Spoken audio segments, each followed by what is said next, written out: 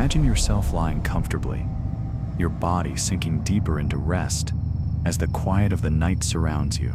Outside your window, the world softens, and above you stretches the vast, endless canvas of the night sky. For as long as humans have walked the earth, this sight has held us in wonder.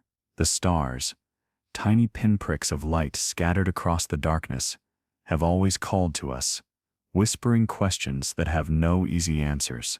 Where did we come from? Are we alone? And what lies beyond those distant, glimmering points of light? For countless generations, people have gazed upward, charting the heavens, tracing patterns across the stars, and giving them names and stories. To the ancient Greeks, constellations told tales of gods and heroes. To sailors, they were trusted guides across uncharted oceans. Farmers looked to the skies to mark the change of seasons. And even today, in our modern technological world, something stirs within us when we look into the night. It is a reminder that we are part of something vast, something eternal. Among the many constellations, some are familiar.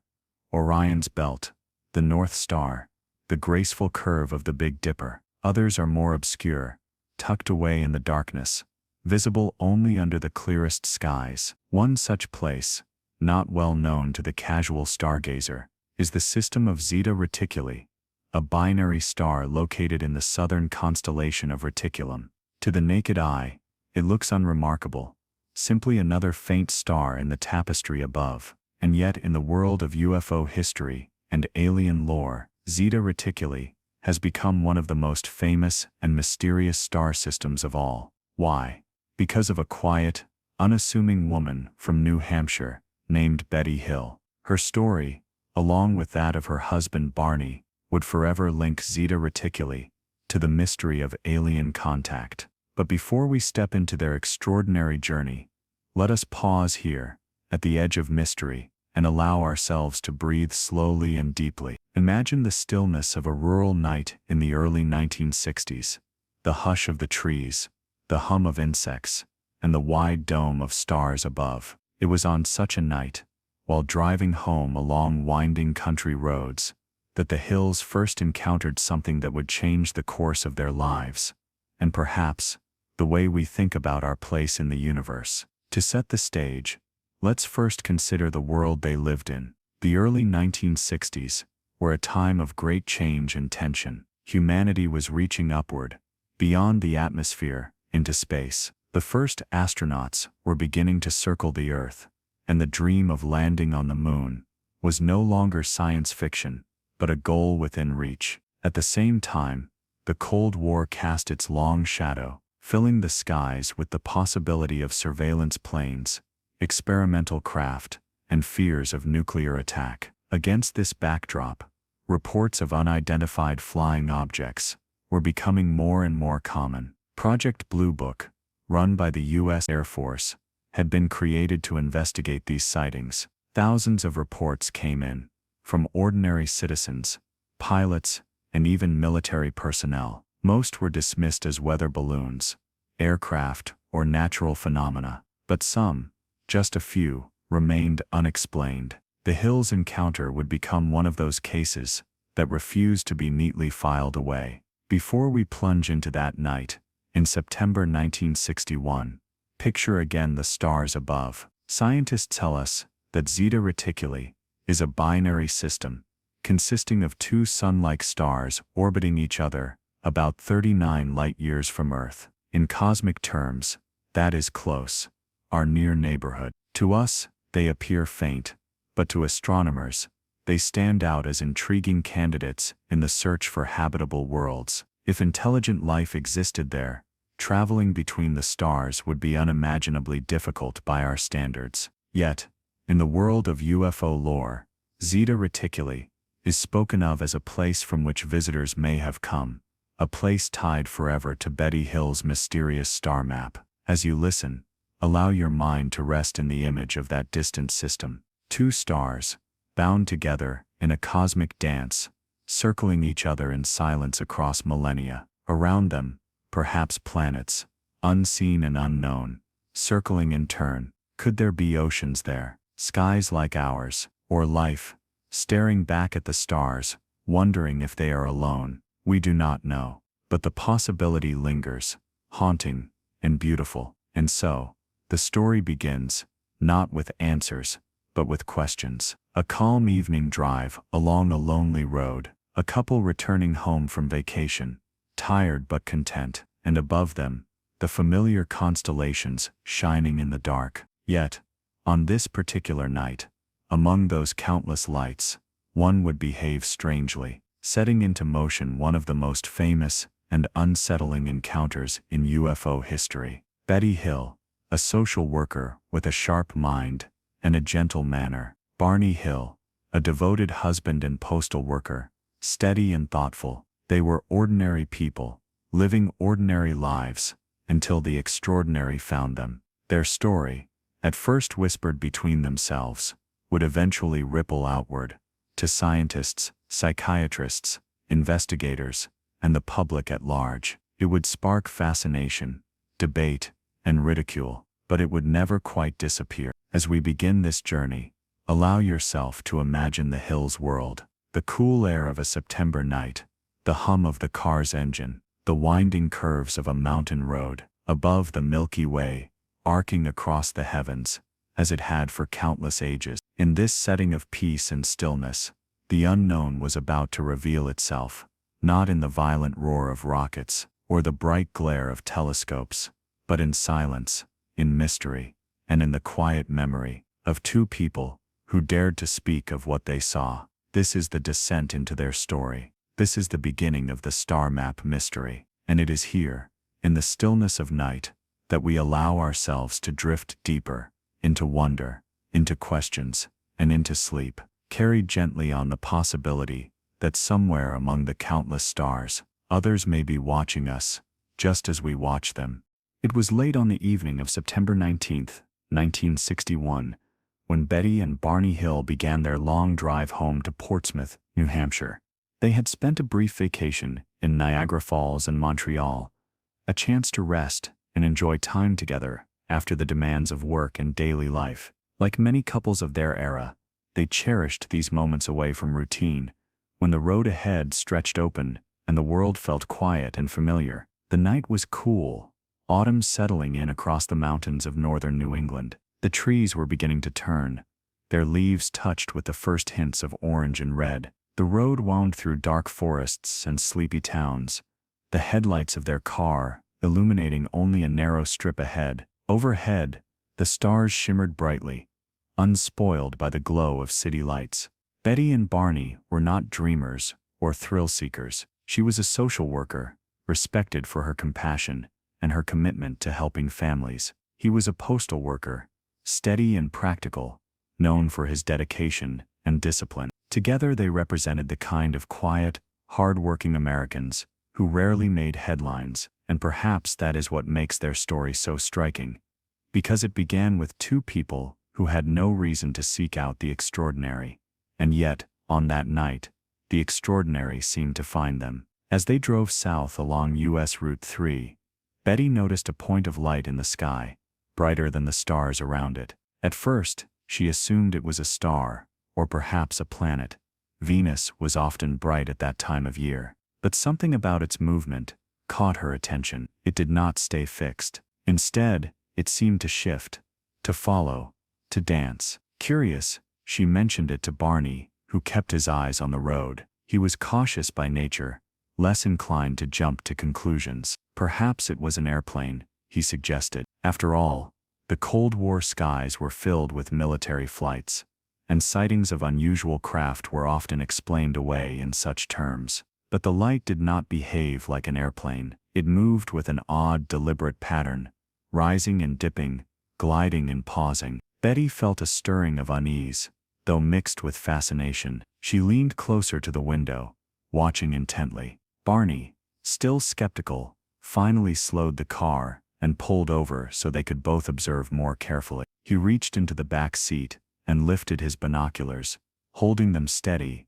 as he studied the object. What he saw unsettled him deeply. Through the lenses, he could make out not just a light, but a structured craft, with rows of windows, and he later reported what seemed to be figures inside. They were not distant points of light, but shapes, beings, looking down. The thought shook him. He lowered the binoculars quickly, his heart racing, and urged Betty back into the car. The couple resumed their journey, but the sense of unease lingered. The object appeared to follow them, darting ahead, then dropping back, always close, always watching. At times, it hovered silently above the trees. At others, it swooped across the road in front of them. For miles, the strange dance continued, until Barney's caution turned into fear. He pressed harder on the accelerator, determined to put distance between themselves and whatever this thing was. And yet, no matter how far they drove, the object remained. It was as though the quiet New Hampshire night had folded in upon itself, leaving only the two of them and the mysterious presence above. As they neared the small town of Lincoln, Barney made a choice. He pulled the car off onto a side road, a narrow strip of gravel that wound into the woods. His intention, he later explained, was to get a better look, to confirm once and for all whether this was an ordinary aircraft or something else. He stepped out of the vehicle, binoculars in hand, while Betty waited inside. There in the stillness, the craft descended. It hovered just above the treetops, silent and immense. Barney later described the terror that gripped him as he raised the binoculars once more. This time, the details were unmistakable. The object was large, disc-shaped, with a double row of windows, and in those windows, he saw several figures, humanoid in shape, standing and watching. One figure, in particular, seemed to peer directly at him, and in that moment, Barney felt an overwhelming sense of dread, as though a message had passed silently into his mind. Do not run. Stay where you are. But fear overcame him. He dropped the binoculars, turned, and rushed back to the car. They're going to capture us, he shouted to Betty, his voice breaking with panic. He slammed his foot on the accelerator, speeding down the road, desperate to escape. It was then that something strange occurred, something the Hills would struggle to explain in the days and years to come. They heard a series of beeping or buzzing sounds, metallic and rhythmic, striking the trunk of the car. Almost immediately, a tingling sensation passed through their bodies, a numbness that spread quickly. Their surroundings seemed to blur, their awareness slipping in and out. The next thing they knew, they were farther down the road, the craft no longer visible, the night strangely quiet. They had lost time. By the time they finally arrived home in Portsmouth, it was dawn. The journey should have taken only a few hours, but their arrival was delayed by several more. Neither could fully account for what had happened in those missing hours. They remembered the buzzing sounds, the strange sensation, and then, nothing. Both felt unsettled, drained and disoriented. In the days that followed, subtle but disturbing details emerged. Barney's shoes were scuffed, as though dragged along a rough surface. Betty's dress was torn at the hem and zipper, with an odd pink powdery substance, later found on the fabric. Their watches had stopped working, both frozen at the same inexplicable time. Even their car bore unusual marks, shiny circular spots on the trunk, which caused a compass needle to whirl erratically when placed near them. And then there were Betty's dreams. Within days of the encounter, she began experiencing vivid, unsettling visions at night, dreams so real, they felt like memories. She dreamt of being taken aboard a craft, of strange beings with large eyes, of examinations she could not fully describe. Barney, meanwhile, was plagued by anxiety, nightmares, and an unshakable sense of dread whenever he thought of the road near Lincoln. It was the beginning of a mystery that would deepen with every passing week, a mystery that would draw them, reluctantly, into the spotlight of investigators, scientists, and skeptics. But on that night, September 19th, 1961, it was simply the story of two ordinary people, driving home beneath the stars, when the familiar world gave way to something unknown. And as we linger here, in their silence and confusion, the question lingers too: what truly happened on that lonely New Hampshire road? In the days after their strange journey home, Betty and Barney Hill tried to resume their ordinary routines. They went back to work, spoke with friends, and tended to the rhythms of daily life. Yet beneath the surface, neither could shake the sense that something profound and troubling had occurred on that September night. The gaps in memory weighed heavily on them. They had left Montreal on the evening of the 19th, expecting to arrive home well before midnight, but instead, they stumbled through their doorway as the morning sun was rising, hours later than expected, with no clear explanation for why time seemed to have slipped away. It was not just the missing hours. Subtle details added to their unease. Barney's dress shoes, usually well kept, showed scuff marks across the tops, as though he had been dragged, unwilling, across a rough surface. Betty's blue dress, which she had worn on the trip, was torn at the zipper and hem. Dusty pink stains, unlike anything she had encountered before, clung to the fabric. When she tried to clean the dress, some of the powder disintegrated, but faint traces remained. Their watches, too, had stopped functioning and would not run again. Even their car seemed touched by something unusual. On the trunk lid, they found several shiny circular marks, smooth and oddly reflective. Out of curiosity, they brought a small compass near the spots. To their astonishment, the needle spun wildly, behaving as though an unseen magnetic force was at work. It was a small, curious detail, but in the larger picture, it only deepened the mystery. Then there were Betty's dreams. Within days of their return, she began to experience vivid, unsettling visions at night. They were unlike any ordinary dream she had ever had. In them, she and Barney were stopped by strange figures who led them into a craft. She recalled narrow corridors, examination rooms, and instruments she could not fully identify. She remembered a tall figure, who seemed to be the leader, and others who communicated not with spoken words, but with thoughts that appeared directly in her mind. At first, Betty hesitated to share these dreams, uncertain whether they were the products of imagination or memory, but the consistency of the details and the emotions they stirred troubled her deeply. When she finally confided in Barney, he listened, but his own reaction was far more guarded. Barney was a practical man, skeptical by nature. To him, the idea that they had been taken aboard some kind of craft felt impossible, too far from reason. And yet, he too felt the lingering effects of that night, the anxiety that washed over him whenever he thought of the road near Lincoln, the nightmares that left him shaken, the sense that something had happened which he could not fully access. The couple decided to confide in trusted friends and eventually reported the incident to the local Air Force base. Their account was logged, though without much follow-up. They also wrote to the National Investigations Committee on Aerial Phenomena, known as NECAP, one of the leading civilian UFO research groups of the era. Investigators listened carefully and were struck by the sincerity of the Hills. Still, questions remained, and the gaps in memory proved impossible to bridge. It was in this atmosphere of doubt, fear, and curiosity that Betty and Barney sought professional help. They were referred to Dr. Benjamin Simon, a psychiatrist and neurologist based in Boston, known for his expertise in hypnosis and treating trauma.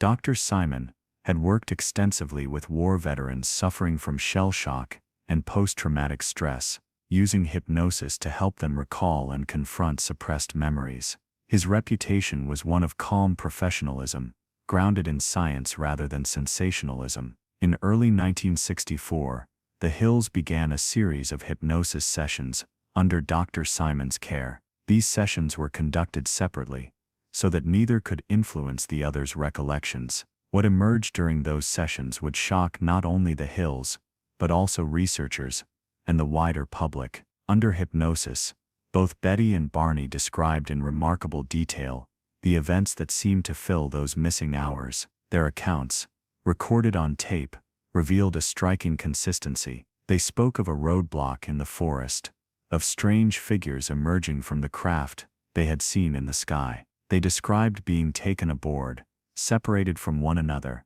and subjected to examinations. Barney, in particular, recounted his terror. He described the beings as small, with large eyes and thin bodies, humanoid yet distinctly different from humans. His voice shook, as he spoke of being unable to move, of lying on a table while instruments probed him. He recalled a cup-like device being placed over his groin, an act that filled him with fear and humiliation. His distress during these sessions was so intense that Dr. Simon had to pause, soothing him back into calm before continuing. Betty's recollections were equally vivid. She described being escorted into a room with curved walls, where she was examined by the beings. She remembered needles, instruments, and a sense of clinical detachment from those who studied her. Yet she also recalled moments of communication, an exchange with the leader figure, who showed her a map of the stars. The map, she said, displayed bright points connected by lines, like a network of trade or travel routes. When she asked where they were from, the being pointed to a pair of stars, unfamiliar to her at the time, but burned into her memory. Later, under Dr. Simon's guidance, Betty drew the map she had seen. It would become one of the most famous artifacts of UFO history, a simple sketch that would ignite decades of speculation about its meaning. Dr. Simon himself remained cautious. A man of science, he did not leap to conclusions about extraterrestrial contact. Instead, he framed the Hill's experiences as a possible manifestation of trauma and suggestion, perhaps shaped by Betty's dreams and Barney's anxieties. Yet he could not dismiss the intensity of their testimonies, nor the way their separate accounts aligned with each other. In his professional view, they were not fabricating. They were recalling something deeply real to them, whether or not it reflected objective reality. For the Hills, the hypnosis sessions brought both relief and distress. Relief, in that the missing time now had some shape, some narrative to explain it. Distress, in that the narrative was so extraordinary, so beyond what they or anyone had expected. They wrestled with what to believe, how to understand, and whether to share their story more widely. In the years that followed, the tapes of those sessions would become central to the debate over alien abduction. To some, they were chilling evidence of first contact. To others, they were the tragic testimony of a couple caught in the grip of suggestion, fear, and cultural influence. Yet whatever the interpretation, one thing was undeniable. The Hills' story had set a precedent. They were the first widely publicized case of alien abduction in modern history, the blueprint for countless accounts that would follow. As you imagine the Hills, sitting in Dr. Simon's office, their voices trembling under hypnosis, consider the fragile line between memory and dream, between experience and interpretation. For Betty and Barney, those hours could no longer be dismissed as a simple gap. They had form, substance, emotion, and in that form lay the beginnings of one of the most enduring mysteries of our age. A star map pointing toward Zeta Reticuli, a clue, perhaps, to visitors from beyond. And so, with their testimonies recorded, their drawings preserved, the mystery deepened. The questions grew larger. Had they truly been taken? Were their minds projecting fear into a narrative of capture? Or had the night sky itself opened, revealing others who walk among the stars? Among the most remarkable elements of the Hill case is not the drive through the mountains, not even the hypnotic testimonies, but a drawing, a simple sketch made by Betty Hill. It is quiet on the page, just a few dots and lines, almost childlike in its simplicity. And yet this sketch has echoed across decades of debate, inspiring astronomers, fueling believers, and embedding itself in UFO history. During her hypnosis sessions with Dr. Benjamin Simon, Betty recalled a specific moment aboard the craft. After her medical examination, she remembered conversing, though not in spoken words, with what she described as the leader figure. In this exchange, she asked where the beings had come from. The leader, perhaps indulging her curiosity, showed her a star map.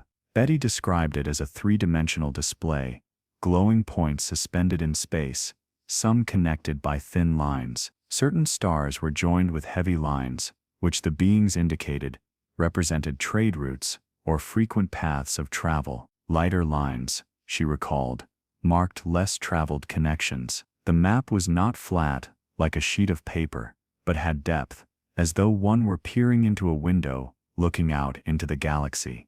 When Dr. Simon later asked her, under hypnosis, if she could reproduce what she had seen, Betty hesitated. She explained that drawing a three-dimensional star map on flat paper felt impossible, but she did her best. With pencil and ruler, she sketched a cluster of dots, some larger to represent brighter stars, connected by a web of lines. It was crude, incomplete, yet haunting in its suggestion. She labeled nothing, only the pattern mattered. For years, the map sat quietly in her files, intriguing to UFO researchers, but difficult to interpret. How could one identify such a pattern among the countless stars of the Milky Way? After all, the galaxy contains hundreds of billions of stars. To find one arrangement that matched Betty's drawing seemed hopeless. Many skeptics dismissed the sketch as a dream fragment, a product of suggestion under hypnosis, or perhaps the mind's way of imposing order onto a memory. But then came Marjorie Fish. Marjorie was not a professional scientist, but a school teacher, an amateur astronomer, with a deep curiosity for the unknown. In the late 1960s, she learned of Betty's map and was struck by the challenge it posed. Where others saw impossibility, she saw a puzzle waiting to be solved. At the time, astronomers had only recently begun cataloging nearby stars with detail, noting distances, magnitudes, and spectral types. Fish reasoned that if the beings had shown Betty a map of nearby space, then perhaps it depicted stars within a certain radius of Earth, stars close enough to be relevant for interstellar travel. She began her project with patience and persistence. Using beads and strings, she constructed three-dimensional models of local star systems, carefully plotting their relative positions in space. Each bead represented a star, suspended on threads stretched across wooden frames, so that she could view the cluster from different angles. It was meticulous work, far more complex than sketching constellations on a flat surface. Marjorie knew that only by examining the stars in 3 dimensions could one hope to match Betty's unusual map. Over months, then years, she built model after model, testing various perspectives. Most yielded nothing. The dots and lines refused to align with Betty's sketch, but eventually, when she turned her model toward a region about 39 light-years from Earth, she noticed something remarkable. The arrangement of 2 stars, Zeta Reticuli 1 and Zeta Reticuli 2, a binary pair in the southern constellation Reticulum, fit neatly into Betty's pattern. From that anchor point, the surrounding stars also began to fall into place. The heavier trade route lines Betty had drawn seemed to correspond with nearby sun-like stars, stars known to be similar in type to our own, possibly capable of hosting habitable planets. The lighter lines connected to more distant stars, suggesting occasional or exploratory travel. When Marjorie Fish published her findings in the 1970s,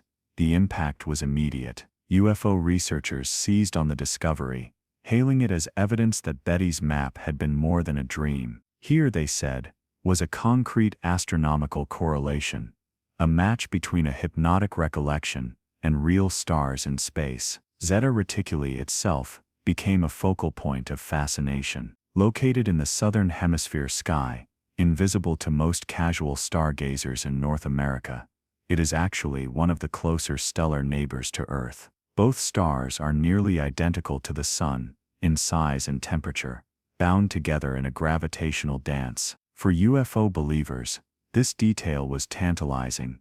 If intelligent life had evolved around sun-like stars anywhere nearby, Zeta Reticuli was as promising a candidate as one could hope for. The excitement was not limited to enthusiasts. The scientific community took notice, though with more skepticism. Some astronomers examined the map and found the resemblance intriguing, if not conclusive. Others dismissed it as chance pattern recognition, a form of pareidolia, where the human mind imposes familiar shapes onto random arrangements. Carl Sagan, for instance, acknowledged the map's fascination, but cautioned that with billions of stars, one could always find patterns to fit. To him, the match was not proof, but coincidence. Marjorie Fish herself remained thoughtful and restrained. She did not claim the map proved alien visitation. Rather, she presented her findings as an interesting correlation worth considering. For her,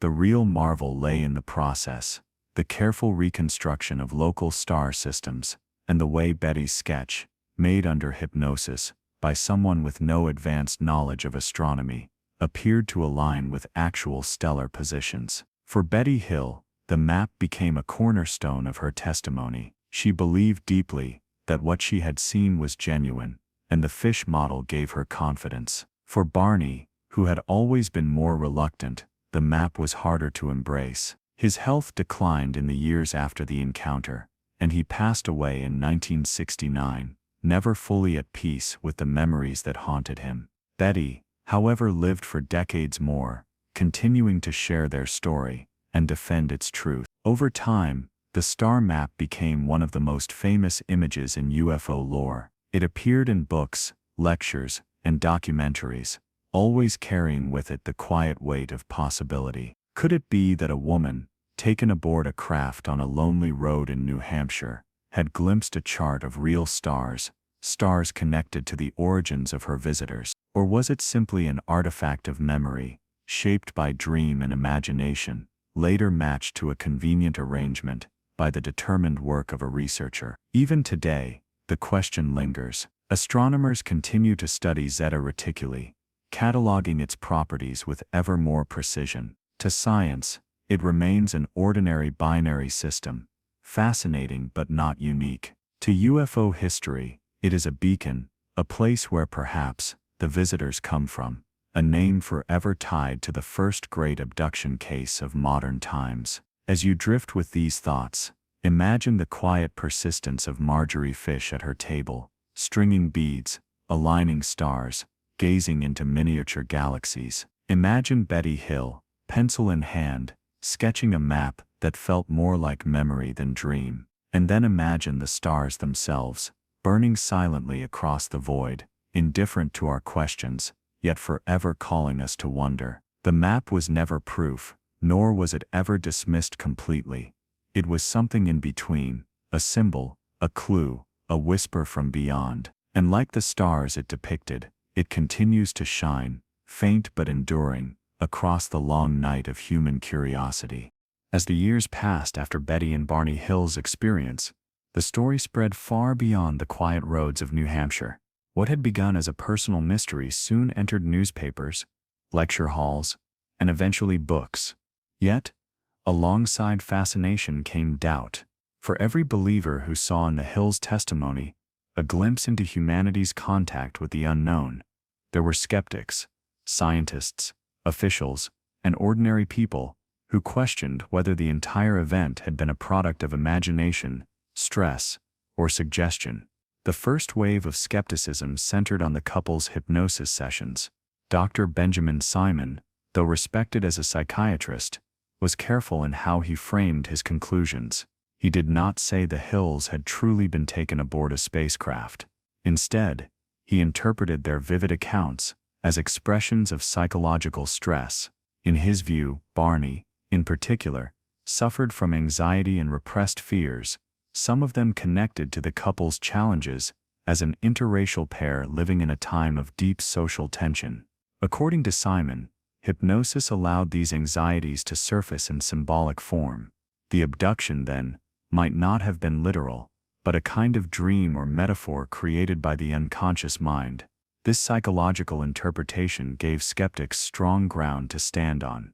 They pointed out that hypnosis is a double-edged tool. While it can recover forgotten details, it also makes subjects highly suggestible. Memories formed under hypnosis are not necessarily accurate records of real events. They can be distorted, elaborated, or even unintentionally shaped by the questions asked. Critics wondered, had Betty and Barney, eager to make sense of their missing time, unconsciously embroidered a shared narrative, reinforcing one another's beliefs? Another layer of doubt came from astronomers and scientists. While Marjorie Fish's star map model drew attention, the scientific establishment remained unconvinced. Astronomers argued that with so many stars in the sky, patterns could always be found if one looked long enough. Carl Sagan and others suggested that the apparent match with Zeta Reticuli was coincidence, an impressive coincidence, perhaps, but not extraordinary. To them, Extraordinary claims demanded extraordinary evidence, and a sketch made under hypnosis was far from enough. At the same time, skeptics pointed to more earthly explanations for the Hill's experience on the road that September night. The strange lights they followed could have been a bright star, or planet, distorted by atmospheric conditions. Others suggested they might have seen a military aircraft, one of many that crisscrossed New England skies during the Cold War. Radar reports from that night were inconclusive. Some suggested unusual activity, while others showed nothing at all. Without definitive records, skeptics leaned toward the mundane. Yet, what fueled the mystery was not only the lack of proof, but also the silence, or at least the appearance of silence, from government agencies. In the early 1960s, the United States Air Force maintained Project Blue Book, a long-running study of UFO sightings. When Betty and Barney reported their experience, their case did indeed make its way into Blue Book's files. Investigators interviewed the couple, examined their claims, and ultimately categorized the incident as unknown. But this official acknowledgement did little to satisfy curiosity. Many wondered why the Air Force seemed reluctant to pursue the Hills story further. Was it simple dismissal, or was information being withheld? In the Cold War climate, suspicions ran high. Citizens knew their government often classified sensitive information: missile tests, spy plane flights, intelligence operations. Why not UFOs as well? For some, the lack of detailed public investigation only confirmed what they already suspected, that authorities knew more than they admitted. Books and researchers soon stepped into the silence. John G. Fuller's The Interrupted Journey, published in 1966, presented the Hills account in vivid detail. The book reached a wide audience, many of whom were encountering the idea of alien abduction for the very first time. Fuller himself leaned toward belief in the Hills' sincerity, though he stopped short of claiming absolute proof. The book's popularity ensured that the case would not fade into obscurity, but it also ensured that skeptics would sharpen their arguments. Psychologists who read the book suggested alternative explanations. Some noted that Betty had a series of unusual dreams shortly after the incident, dreams that bore striking resemblance to her hypnotic testimony. Could it be, they asked, that the dreams influenced her later memories? In this view, Betty's mind may have woven dream imagery into her hypnotic recollections, creating a vivid but fictional account. Barney, deeply affected by stress and influenced by his wife's conviction, might have absorbed parts of her narrative himself. The debate mirrored larger cultural tensions of the time. On one side, people yearned for mystery, for evidence that humanity was not alone. On the other, science demanded restraint, wary of leaping from anecdote to cosmic conclusion. The Hills, caught in the middle, were both witnesses and symbols. They never asked to become icons, yet their story became a battleground between wonder and skepticism. Even today, government silence lingers as part of the enigma. Declassified Blue Book files show that investigators logged the Hills case without resolution. The Air Force made no effort to disprove it outright, but neither did they champion it as evidence of extraterrestrial contact. Instead, their handling suggests a cautious middle ground: acknowledge the report, file it away, move on. To officials, the case was one of thousands, and resources were limited. But to believers, that very indifference felt like dismissal, or worse, cover-up. The Hills themselves stood firm. Betty, in particular, remained vocal for decades, repeating her account with consistency. Skeptics might have dismissed her words, but few accused her of deceit. She gained little personally from the ordeal. If anything, the attention sometimes weighed heavily. Yet she continued, convinced that what she and Barney experienced had been real. And so, as the years went on, the story lived in the twilight zone between acceptance and rejection, embraced by UFO researchers, doubted by mainstream science, and kept alive by government ambiguity. Skeptics could point to psychological factors, to the fallibility of memory, to the suggestibility of hypnosis. Believers could point to the sincerity of the witnesses, to the strangeness of the physical details, and to the enduring puzzle of the star map. In the end, what is most striking is not how skepticism dismissed the case, but how it sharpened the mystery. Each doubt, each counterargument, each unanswered question left space for curiosity to grow. For every scientist who shrugged, there was a reader lying awake at night, staring at the ceiling, wondering, what if it really happened? What if Betty's sketch was not imagination, but memory? What if the silence of officials was not ignorance, but discretion? The Hills story, framed by skepticism and silence, became more than a personal account. It became a mirror, reflecting back our own struggle between belief and doubt, between the desire for certainty and the lure of the unknown. And like all good mysteries, it thrived not in resolution, but in the quiet space between questions. By the mid-1960s, the Hills story had begun to seep into the cultural imagination. What had happened to them on a lonely road in New Hampshire was no longer just their mystery. It was becoming our mystery, a shared point of fascination for anyone who had ever looked up at the night sky and wondered about who or what might be out there. The first and most important step in this transformation came with John G. Fuller's 1966 book, The Interrupted Journey. The volume presented Betty and Barney's testimony in detailed, almost novelistic fashion, complete with transcripts from their hypnosis sessions. Readers encountered, often for the first time, the idea of not just seeing a UFO, but being taken aboard one, examined, and returned. This was groundbreaking.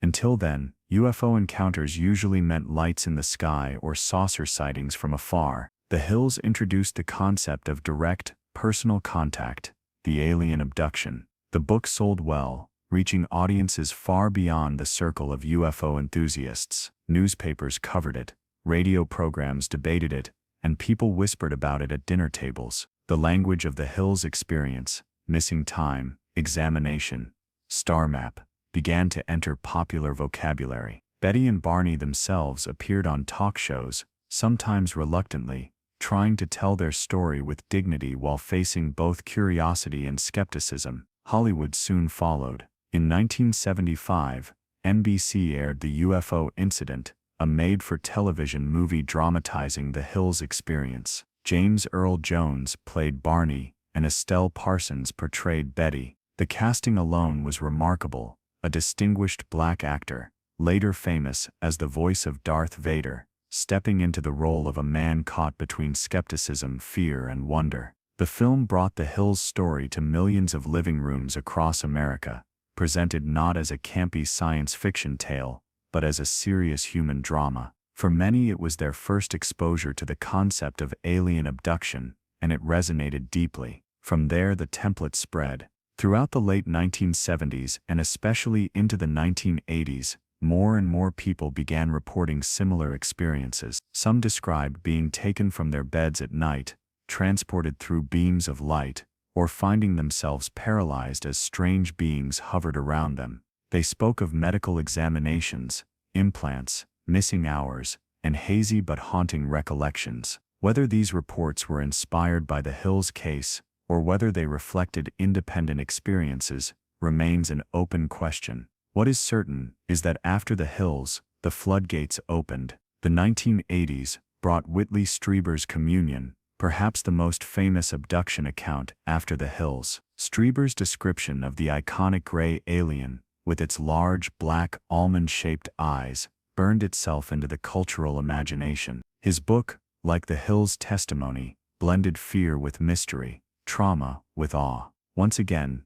the abduction narrative reached mainstream audiences, reinforcing and expanding the patterns the Hills had first revealed. Meanwhile, the Hills story continued to circulate in documentaries, UFO research conferences, and popular magazines. Betty, who lived until 2004, remained a public figure in the UFO community, often interviewed, sometimes challenged, but always insistent on the truth of her experience. Barney, who had passed away in 1969, remained a symbol too, his part of the story preserved in Fuller's book, in the hypnosis tapes, and in dramatizations. The Hills' influence also seeped into fiction more subtly. Television series such as The X-Files, drew heavily on abduction motifs, weaving together themes of government secrecy, missing time, and alien medical experiments. Even films like Close Encounters of the Third Kind, though more optimistic in tone, carried echoes of the Hills experience, the idea that ordinary people could be swept into extraordinary contact with visitors from beyond. Cultural historians note that the Hills abduction narrative also paralleled wider social anxieties. The 1960s and 1970s were decades of profound change, civil rights struggles, the Vietnam War, distrust of government following Watergate, and the dawning of the space age. Aliens in this context could be read as metaphors for power, control, and the unknown forces shaping ordinary lives. The Hills as an interracial couple navigating a society still marked by prejudice, embodied vulnerability in the face of both earthly and unearthly scrutiny. Their abduction story, then, was more than a mystery, it was a reflection of cultural fears and hopes. Skeptics, of course, argued that media coverage perpetuated a feedback loop.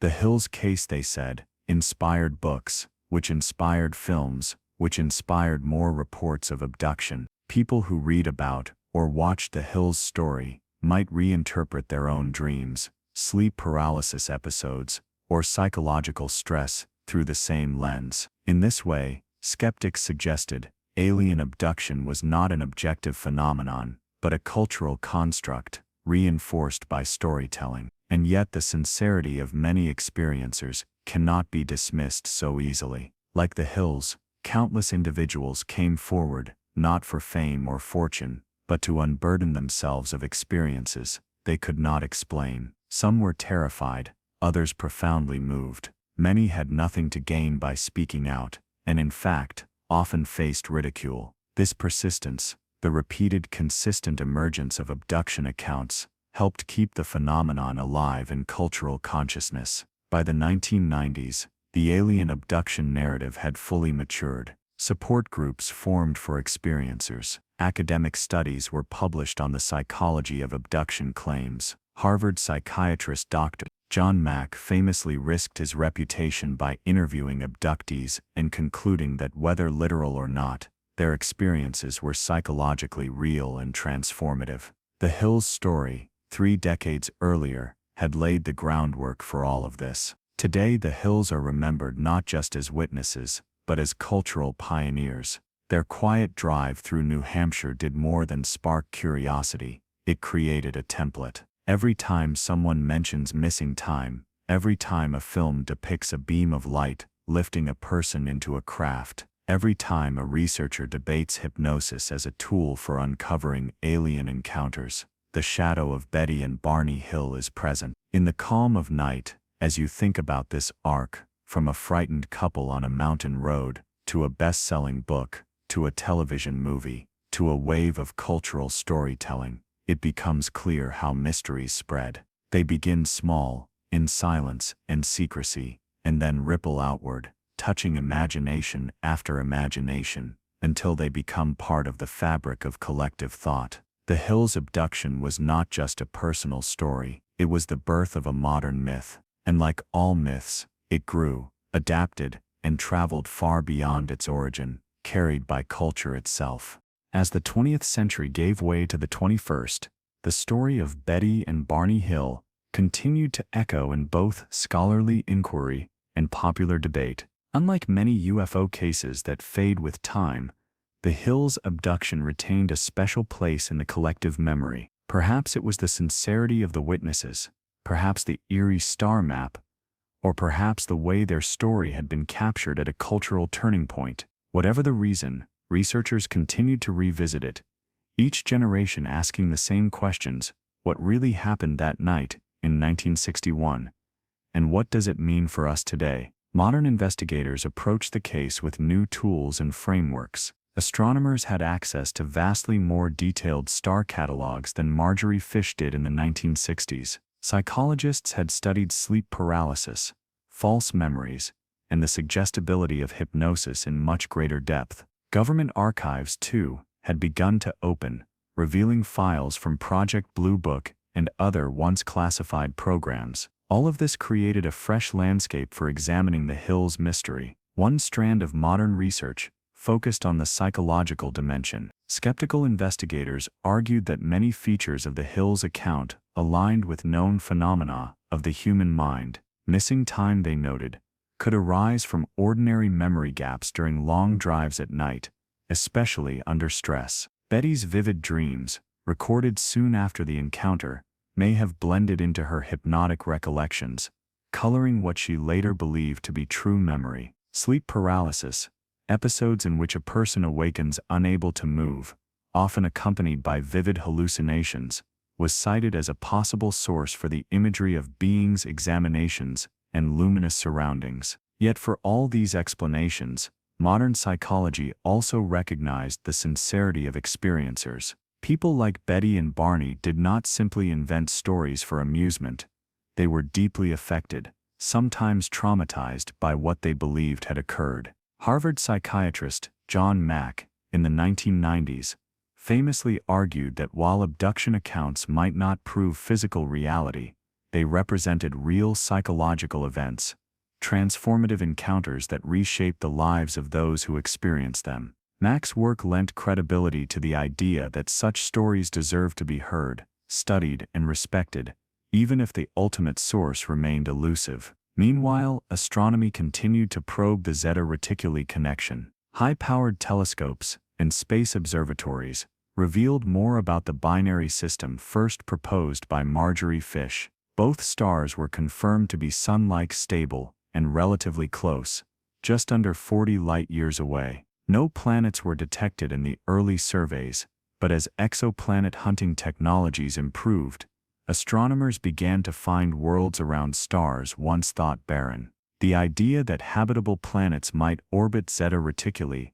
remained speculative, but not impossible. Enthusiasts pointed out that Betty's map seemed to highlight stars similar to our own Sun, an eerie detail if her sketch was merely fantasy. Government disclosure added another layer to the debate. In the early 2000s and especially after 2017, when major newspapers revealed the existence of the Pentagon's Advanced Aerospace Threat Identification Program, AATIP, public interest in UFOs surged once again. The release of Navy pilot videos showing unidentified aerial phenomena rekindled discussion of classic cases like the Hills. If the U.S. military was once again admitting that something unknown was in the skies, did that not give retroactive weight to the Hills' claims? Official silence in the 1960s now looked less like disinterest and more like cautious avoidance. Still, skeptics remained firm. They argued that no physical evidence had ever emerged from the Hills encounter. There were no artifacts from the craft, no traceable injuries beyond vague impressions, no corroborating radar logs that could not be explained away. In their view, the case was compelling as folklore, but weak as science. Some even suggested that the continued focus on the Hills distracted from more promising UFO data, such as military sightings with multiple sensors. Yet, within the UFO community, the Hills were more than a case file. They had become a kind of foundational myth, not in the sense of being false, but in the sense of being archetypal. Just as ancient cultures preserved stories of gods and heroes to express their deepest fears and hopes, modern culture preserved the Hills story to express our ambivalence about the cosmos. Were we alone, or were we being watched? Were we explorers, or were we subjects of someone else's experiment? The Hills embodied these questions in human form. Researchers in the 21st century also explored the sociological impact of the Hills case. Scholars of folklore and cultural studies noted how the Hills experience set the stage for the entire abduction phenomenon that followed. The themes they described, lost time, examinations, star maps, became motifs repeated in countless later reports. Whether or not their experience was unique, its influence was undeniable. In this way, the Hills story was not just about what may have happened on a single September night. It was about how modern society constructs meaning around mystery. The continuing debate, then, was not simply believers versus skeptics. It was multi-layered: psychology versus astronomy, government secrecy versus public trust, folklore versus science. Each perspective added something, but none closed the case. Instead, the Hills' abduction lived on in a liminal space, where certainty was always out of reach, yet curiosity never dimmed. Today, when researchers gather at UFO conferences, or when documentaries revisit the great cases of the past, the Hills story always rises to the surface. It is cited not only as the first widely publicized abduction, but also as a benchmark, a reminder of how complex these stories can be. In the calm telling of their experience, one hears echoes of human vulnerability, resilience, and the endless desire to understand what lies beyond the stars. And as night falls, and the stars of Reticulum climb the southern sky, the debate continues. Was Betty's sketch a fragment of dream, a product of imagination, or was it a memory of a real chart shown to her by beings from another system, patiently mapping out the trade routes of the galaxy? No telescope, no hypnosis session, no government file has answered this conclusively. Instead, the mystery endures, like starlight that travels for decades before reaching our eyes, steady and silent, inviting us to wonder. The Hills story, revisited by each new generation, remains both unresolved and unforgettable, and perhaps that is why it persists. For in the end, mysteries that resist easy answers have a way of becoming timeless. As the years passed, and the debates around evidence, psychology, and astronomy played out, the Hills story settled into a quieter realm of reflection.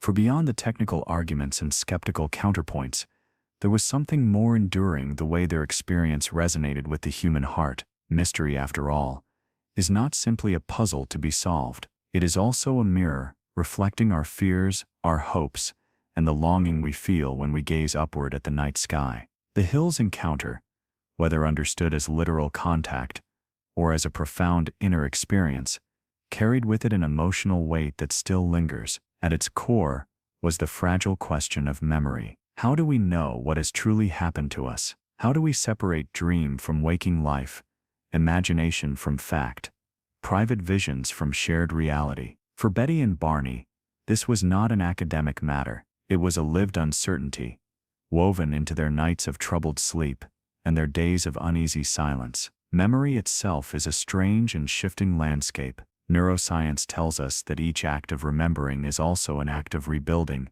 that our recollections are not photographs stored in a vault, but tapestries rewoven each time we summon them. In this light, Betty's star map becomes not just a potential clue to extraterrestrial travel, but also a symbol of how the human mind reaches outward, stitching fragments of experience into patterns of meaning. Was the map an artifact of contact, or of the way memory, once stirred, shapes itself into constellations of its own? The mystery also touched on the question of vulnerability. In telling their story, the Hills revealed not only what they believed happened, but also their deepest sense of exposure, alone on a dark highway, powerless before strange forces. And yet within that same narrative, there was resilience. They returned home, carried on with their lives, and continued to tell their truth, even in the face of ridicule. In this way, their account reminds us that mystery often comes hand in hand with courage. To admit "I do not understand what happened"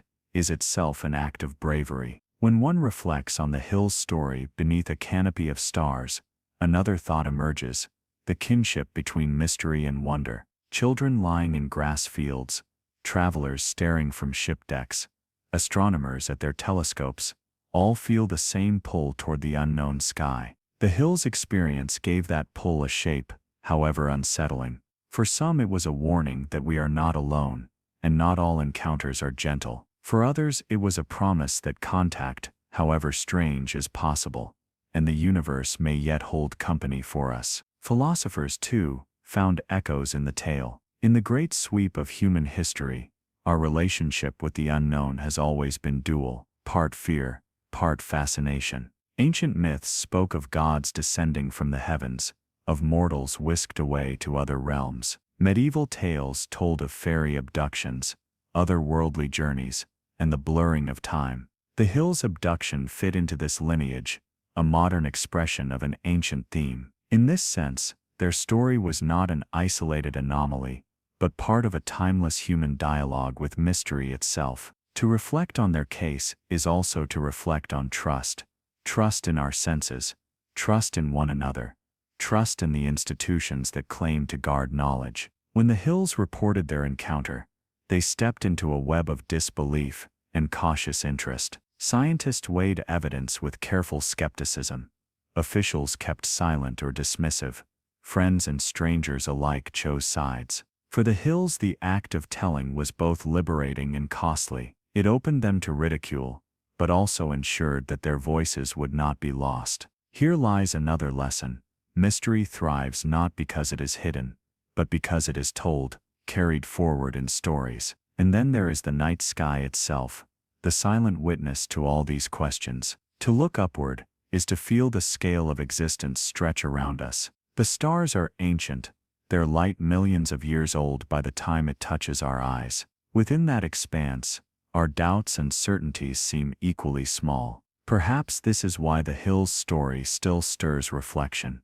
It reminds us that no matter how much knowledge we gather, the universe remains vast enough to hold both answers and enigmas. The reflections that arise from the Hills' encounter are not confined to UFO research. They ripple outward into poetry, philosophy, and personal meditation. To some, the lesson is humility, that we must accept the limits of human knowing. To others, the lesson is possibility, that life in all its diversity may be far greater than we imagine. And to many, the story offers a simple comfort, that mystery itself is not a flaw in the human experience, but a vital part of it, as essential as love or memory. In the soft hours of night, when the world grows quiet and the stars wheel overhead, one may think of Betty sketching her star map, or Barney struggling to find language for what he had endured. Their voices, carried through decades, are part of our collective dreaming. Whether their abduction was real in the physical sense, or real in the psychological and cultural sense, it belongs now to all of us. As a reminder that life is not only about the certainties we build, but also about the mysteries we dare to hold. And so the Hills' story returns, again and again, not only as a case to be analyzed, but as a reflection to be felt. In the end, perhaps it matters less whether the beings came from Zeta Reticuli, and more that two ordinary people reached into the unknown and tried to make sense of it. That act of reaching, that blend of fear, honesty, and wonder, is what lingers when the debates fade and the evidence grows cold. As the night sky unfolds, silent and immense, their story whispers to us still that memory is fragile, mystery is vast, and in the space between them lies the human heart, forever looking upward, forever wondering. And now, as the journey draws to a close, we return to the stillness of night. The same kind of night when Betty and Barney Hill looked upward and saw a sky that would change their lives forever. Their story, with its maps and memories, with its fragments of fear and wonder, is now part of the constellation of human mystery. It shines faintly, like a star you can just barely see when you look from the corner of your eye, a reminder that the universe is not always as simple as we wish it to be. As you lie here, listening, you may imagine yourself beneath that same sky. Above you stretch the patterns of familiar constellations, Orion with his belt, the curve of Cassiopeia, the sweep of the Milky Way. Somewhere within that glittering canopy lies Zeta Reticuli, a star system invisible to the naked eye, yet bound forever to the Hills' story. To think of it is to let the mind wander across light years, gliding past suns and worlds we have never touched, drifting into an ocean of possibility. The Hills' account, whether one accepts it as fact or as symbol, lingers for a reason. It touches something tender in the human spirit,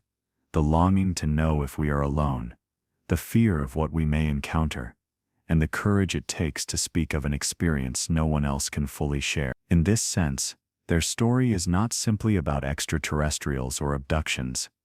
It is about what it means to be human in a universe larger than our comprehension. Imagine for a moment Betty's quiet persistence, the way she returned to her dreams and her map, searching for meaning, even when others dismissed her. Think of Barney, wrestling with fear and doubt, trying to carry the weight of what he could not explain. Together they remind us that mystery is not always grand and distant. It can live in ordinary people, traveling home on an ordinary road, who suddenly find themselves facing the extraordinary. And so in the decades that followed, their tale drifted into the currents of culture. Researchers debated, skeptics wrote, artists reimagined their journey in books, films, and whispered conversations. Each retelling changed the shape of the mystery slightly, but at its center remained the same quiet truth. Two voices saying, "This is what happened to us," and whether the world believed or not, their testimony carried forward, like a lantern lit in the dark. Now as you rest, perhaps you can feel what they must have felt on that lonely highway, the cool night air, the stillness broken only by the hum of tires, and above, the quiet and endless glitter of stars. There is something soothing in this image, even with its shadow of fear, because to look up into the night sky is always to surrender to something greater than ourselves. It invites the body to relax, the breath to slow, and the mind to wander outward, until it drifts like starlight. The story of the hills is in the end also a story of falling asleep, of memories that surfaced in dreams, of truths half remembered, of visions that seem to live in the twilight between waking and rest. And here, listening now, you too can allow yourself to drift into that same twilight. You need not solve the mystery tonight. You need only feel its presence, gentle and unhurried, like a soft current carrying you towards sleep. Let the names pass across your mind like constellations. Betty, Barney, Zeta Reticuli, the map of stars. Let them fade as stars fade with the first light of dawn. What remains is the sense of wonder, the awareness that the universe is vast, and the quiet comfort that it is not our task to understand everything before we rest. Mystery, like sleep, is something we surrender to. So breathe deeply now. Feel the calm. Know that as Betty once traced lines between distant stars, you can trace your own line between wakefulness and dreams. On one side is the world you know, the steady ground, the familiar day. On the other side is a boundless expanse of imagination and rest. Step gently across, as the hills once stepped across the threshold of the unknown. And if, as you drift, you imagine lights in the sky, let them be soft and friendly, guiding you rather than frightening you. If you dream of distant worlds, let them be places of peace, places where you wander freely, unhurried, safe. The universe is vast enough for both fear and wonder, but tonight, you may choose wonder. Tonight, you may choose rest. The Hills story will continue to live, debated by scholars, remembered by storytellers, pondered by dreamers. But for now, in this quiet moment, it belongs to you, not as a puzzle to solve, but as a gentle companion as you close your eyes. The stars are above you, the night is around you, and sleep is waiting, calm and inevitable, as natural as the turning of the earth beneath the sky. So let go, now. Release the need to hold every detail, every theory, every question. The mystery will remain when you wake, just as the stars remain when the sun rises. For now, you are safe, you are resting, and you are carried by the same night sky that watched over the hills so many years ago. Drift gently, breathe slowly. The mystery is still there, but tonight, it asks nothing of you. Tonight, it simply carries you into dreams.